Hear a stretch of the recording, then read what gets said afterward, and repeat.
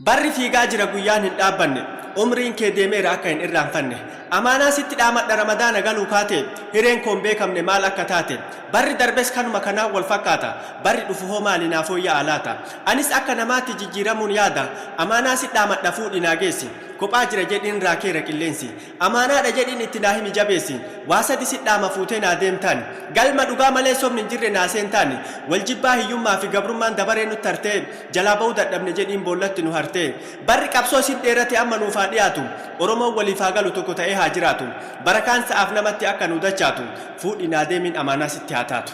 fuudhi naa deemin amaanaa sitti haa taatu